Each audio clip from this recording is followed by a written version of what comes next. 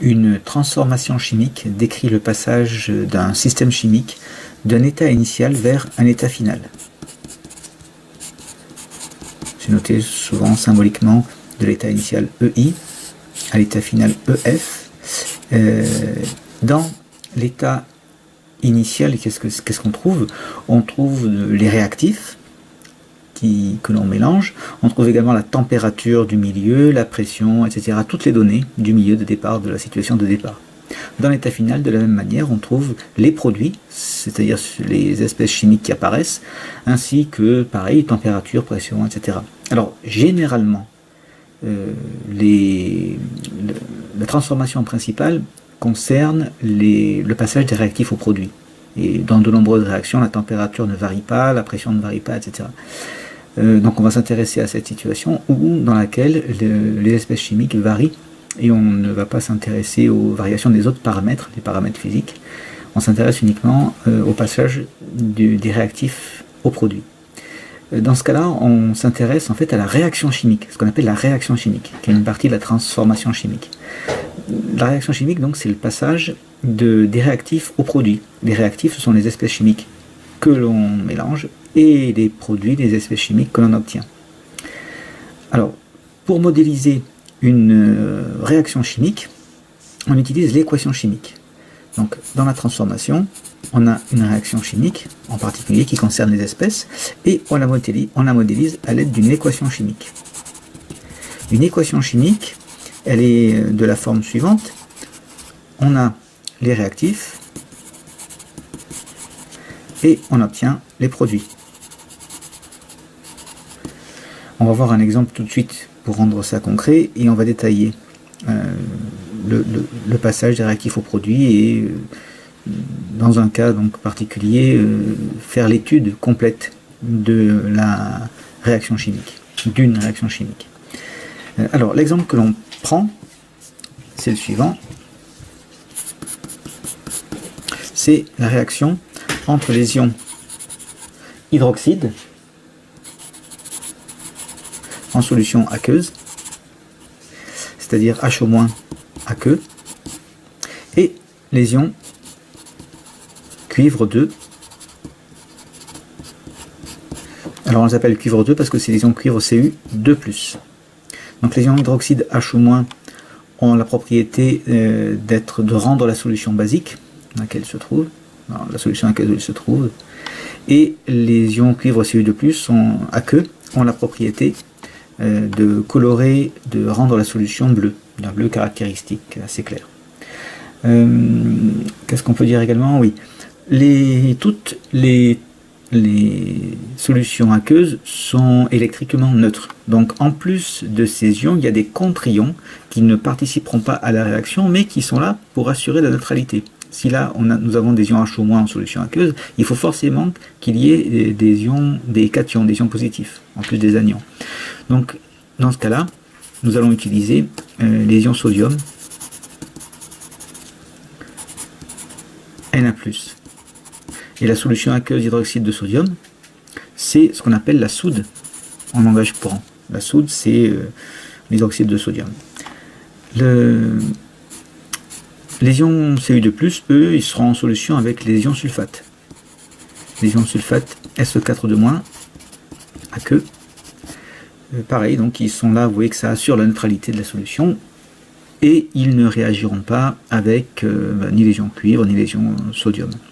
Nous disposons d'une solution aqueuse de sulfate de cuivre, dont la couleur bleue est due aux ions Cu2+ aqueux, et une solution aqueuse hydroxyde de sodium, qu'on appelle la soude, et dont la particularité est d'avoir un pH qui est élevé, vous voyez, autour des valeurs entre 12 et 14. Le pH élevé est dû à la présence des ions hydroxyde HO- en solution aqueuse. Lorsque nous versons la solution aqueuse de sulfate de cuivre dans la solution aqueuse hydroxyde de sodium, il se forme un précipité bleu. La solution, elle, par ailleurs, reste incolore. Et si nous mesurons le pH, nous constatons que nous sommes toujours dans une teinte qui montre que le pH est très élevé. L'apparition de ce précipité peut se modéliser de la manière suivante. Nous avons en solution aqueuse les ions Cu2+, ils réagissent avec les ions hydroxyde, HO- aqueux, et ces ions-là, lorsqu'ils sont mis en présence, ils donnent le précipité d'hydroxyde de cuivre, CuOH. Alors, ce précipité il est formé d'ions Cu2+, et d'ions HO-. Or, toute la matière est neutre, ce sont les ions Cu2+, cuivre 2 et les ions HO-. Comme la matière est neutre, le précipité ne peut pas avoir pour formule CuOH. Il y a 2 charges plus sur le cuivre, une seule charge plus sur l'hydroxyde, sur l'ion hydroxyde. Et donc, pour que ce soit neutre, là, ça ferait Cu2+, HO-, ça donnerait une charge positive globale. C'est pas possible. Donc, il faut qu'il y ait 2 fois plus d'HO- que de Cu2+. Il faut qu'il y ait 2 fois plus d'ions HO- que d'ions Cu2+ dans le précipité formé. Ça, on le traduit de la manière suivante. On va dire que des OH, il y en a 2. Ça fait qu'il y a 2 HO-, un Cu2+, l'ensemble est bien neutre. Et ça, c'est un solide. Alors maintenant, voilà l'équation chimique. Sauf que cette équation n'est pas équilibrée, puisqu'ici, il y a un cuivre, ça c'est bon. Mais là, on a un ensemble HO-, un ion HO-, donc un hydrogène, un oxygène. Et là, on a 2 hydrogènes et 2 oxygènes. On a 2 fois le groupement, l'ensemble OH. Comment on règle ce problème? Tout simplement en disant que les ions cuivre 2, Cu2+, ont réagi avec 2 ions hydroxyde pour donner le précipité. Pour interpréter cette équation, on utilise l'idée suivante.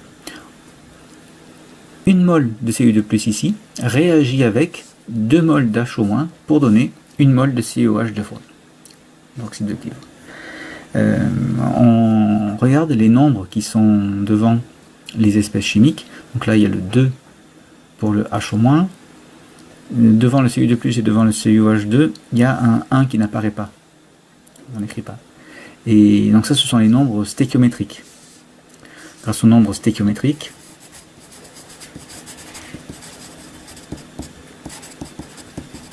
on peut interpréter les équations chimiques. Alors par exemple, si on part ici de 2 mols de Cu2+, avec combien d'HO- réagiront-elles? Eh bien, avec 4 mols d'HO-. Si on part donc à l'état initial, avec 2 mols de Cu2+, 2 mols d'HO- et puis pas de COH 2 fois dans l'état initial, à l'état final, dans l'état final, on aura, donc là il n'y en aura plus, nous aurons réagi en totalité, et il sera formé, eh bien, 2 mols de COH 2 fois. 2 mols de Cu2+ donne 2 mols, pardon, 1 mol de Cu2+ donne 1 mol de COH 2 fois, donc 2 mols donne 2 mols. 2 mols d'HO- donne 1 mol, donc 4 mols vont donner 2 mols. Ils se forment moitié moins que le HO- qui ont réagi. Alors prenons un autre cas. Si dans l'état final, on a, pardon, dans l'état initial, je vais faire un autre état initial. Si dans l'état initial, on trouve par exemple 10 mols d'HO-. Avec combien d'ions Cu2+, ces 10 mols d'HO- réagiront-ils? Eh bien, comme 2 mols réagit avec 1 mol de Cu2+, la quantité de matière en HO- réagit avec moitié moins de Cu2+. Autrement dit, les 10 mols réagissent avec les 5 mols de Cu2+. Et combien obtient-on de COH 2 fois? Eh bien, 2 mols d'HO- donne moitié moins de COH 2 fois, donc 10 mols donne 5. Alors dans l'état initial, pardon, il y a 0 d'abord de COH 2 fois. Et donc dans l'état final, on va avoir, ici tout aura réagi, 0 mol, 0 mol, et 0 mol si on veut être précis, et il se formera donc 5 mol de COH 2 fois, car la quantité de matière en COH 2 formée est 2 fois plus petite que celle de HO- qui a réagi. Maintenant, il y a un autre problème, qui est si, dans l'état initial, on part avec 10 mols de Cu2+, et 10 mols d'HO-. Donc 0 mol ici de COH 2 fois. Comment traiter ce cas-là? eh bien, on voit qu'ici, on n'est pas dans les proportions stéchiométriques. On n'est pas à 1 pour 2. Il y a autant de l'un que de l'autre ici. Mais on sait que donc, 1 mol de Cu2+, réagit avec 2 mols d'H-. Donc 10 mols doit réagir avec 20 mols. Donc ici, il n'y en a pas assez. Autrement dit, ça c'est le réactif en défaut. Et lui, c'est le réactif en excès. Et jusqu'où la réaction peut-elle avoir lieu? Eh bien, de manière assez intuitive, le réactif en défaut disparaîtra. Donc à l'état final, il n'y aura plus d'ion hydroxyde. En revanche, ici, il restera des ions Cu2+. 2 réagit avec 1. Donc 10 réagit avec 5. Et bien, il en reste 5. Combien ils sont forment ici? Alors, pour trouver ce qui se forme, il faut toujours partir du réactif en défaut. C'est lui qui va permettre de trouver les quantités de matière formées. Donc si 2 comme ça donne 1 comme ça, 10 vont donner 5. Voilà comment on peut utiliser l'équation chimique, et tout est basé sur la notion de réactif en défaut. Alors lorsque ce sont des cas simples comme ici, il n'y a pas de problème. On arrive à les identifier simplement. Mais parfois les valeurs dont on part sont plus compliquées et il faut ça demande un petit peu plus de calcul, c'est parfois un petit peu moins évident. Alors il y a une méthode. Si dans l'état initial donc on a une certaine quantité de matière de l'un et de l'autre qui peuvent être très compliquées, je prends un cas qui reste simple pour fixer les idées. Donc si on part de 5 mols de Cu2+ et de 20 mols d'H-, donc là on n'en a pas au début, comment trouver le réactif en défaut? Déjà on voit qu'on n'est pas dans les proportions stéchiométriques. Si on était dans les proportions stéchiométriques, 1 Cu2+ réagissant avec 2 H-, les 5 réagiraient avec 10. Donc là c'est pas le cas. Donc là on voit bien que celui qui est en défaut c'est lui, etc. Alors si on veut quelque chose de systématique, pour trouver le réactif en défaut, eh bien on divise la quantité de matière de l'espèce chimique par son nombre stéchiométrique. Ici c'est un 1, et ici donc on a 20 divisé par 2. Donc 5 sur 1 ça fait 1, 20 sur 2 ça fait 10, 5 sur 1 ça fait 5, pardon, et 20 sur 2 ça fait 10, et on regarde la plus petite valeur.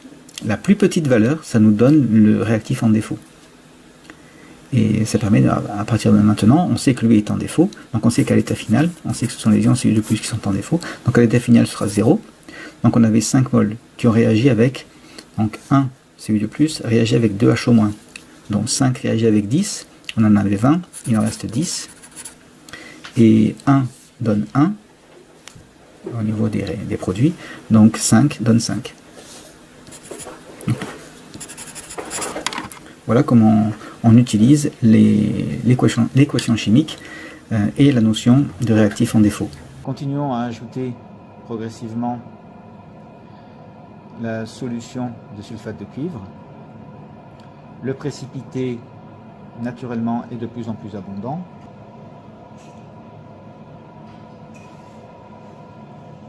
Donc là, on est arrivé à des pH comme au début, qui étaient voisins, comme pour la solution aqueuse du sulfate de cuivre, qui était autour de la neutralité. Après quelques minutes, nous nous retrouvons avec cette situation où le précipité a décanté et on constate que la solution aqueuse maintenant a une teinte, elle est colorée en bleu. Ça c'est dû aux ions Cu2+ qui restent en solution. Dans la première situation, lorsque l'on versait les ions Cu2+ qui précipitaient, les ions Cu2+ étaient en défaut, ils précipitaient puis il n'y en avait plus, la solution restait sans incolore, le pH était élevé. Maintenant, ce sont les ions H- qui sont en défaut, il n'y en a plus quand on a mesuré le pH. Le pH n'était plus basique, il n'y a plus de présence d'ions H- en solution aqueuse. En revanche, il reste des ions Cu2+ qui eux sont en excès. Deux remarques pour terminer. Tout d'abord au niveau du vocabulaire sur le réactif en défaut, on l'appelle aussi le réactif limitant. Donc trouver le réactif en défaut, c'est trouver le réactif limitant. Et c'est une bonne partie des problèmes dans les exercices où il faut, à partir du réactif limitant ou du réactif en défaut, on trouve tout ce qui se forme, on trouve l'état final. Et ce qui reste dans les réactifs. L'état final, en fait, c'est ce qui reste au niveau des réactifs et ce qui est formé au niveau des produits. Et tout ça, on le trouve une fois qu'on a trouvé le réactif en défaut, qu'on appelle aussi réactif limitant. Et la deuxième remarque, c'est au sujet de... Lorsqu'on a équilibré l'équation chimique, on a vérifié, on a utilisé, enfin, on a essayé d'obtenir le même nombre d'éléments chimiques à gauche et à droite. On a utilisé la conservation des éléments chimiques. Lors d'une transformation chimique, tous les éléments chimiques qui sont d'un côté se retrouvent de l'autre côté de l'équation. Et c'est un grand principe, le principe de Lavoisier, la conservation des éléments chimiques, qui est illustré par la phrase « rien ne se perd, rien ne se crée, tout se transforme ».